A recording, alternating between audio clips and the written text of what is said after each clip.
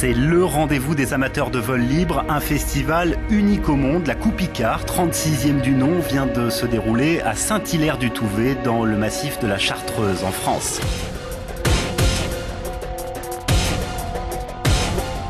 C'est, je crois, le rêve d'Icare, voler avec les aigles, comme nager avec les dauphins. Et pour moi, personnellement, c'est vraiment mon rêve d'enfant qui aboutit. Ouais. Voler sans moteur, c'est quelque chose d'absolument exceptionnel, en fait, avec juste un petit bout de chiffon. Faut pas s'appeler Rambo pour faire du parapente.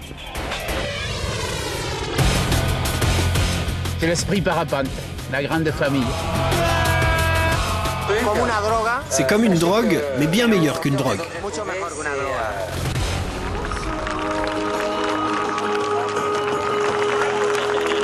Et en voilà un autre, on relève les mains, sinon elle va retomber ta voile.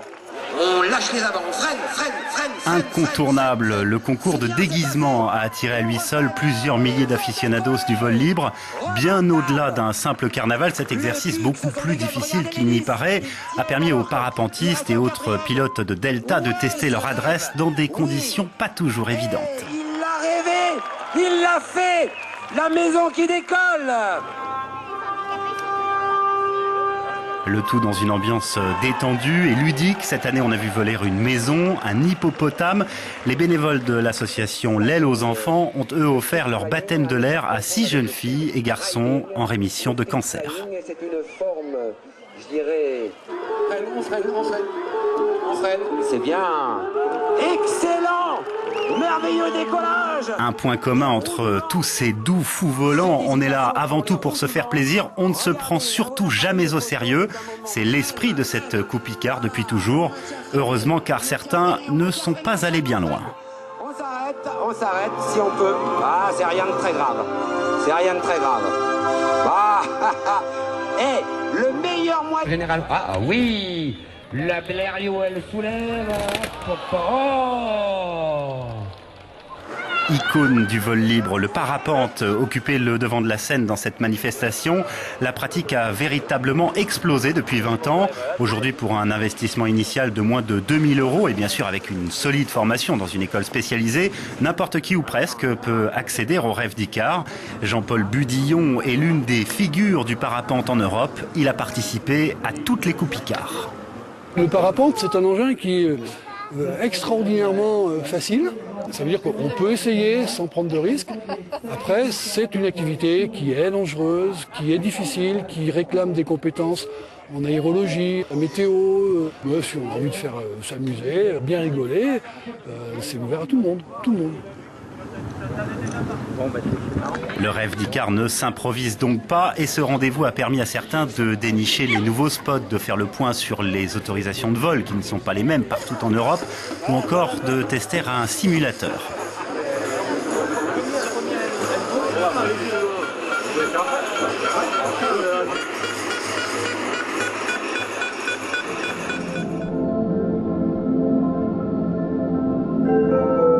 Les plus curieux ont pu s'émerveiller avec les dirigeables toute dernière génération qui, comme les voitures, fonctionnent entièrement à l'électricité.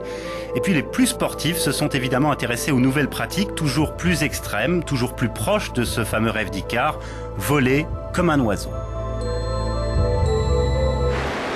Le wingsuit, attention, c'est exclusivement réservé à une élite aguerrie. Avec cette combinaison, le temps de chute libre est multiplié par 3. Cathy Jean-Albert a 3000 sauts wingsuit à son actif.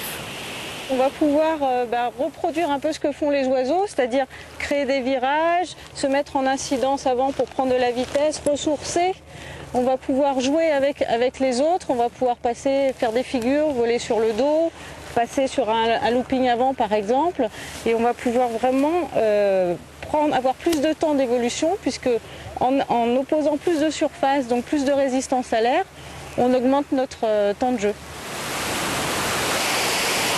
Et les plus extrêmes des wingsuiters comme Loïc Jean-Albert, le mari de Cathy, qui est champion du monde de free fly, cherchent maintenant à évoluer au plus près des reliefs comme les oiseaux, le plus longtemps avec le plus de fluidité possible.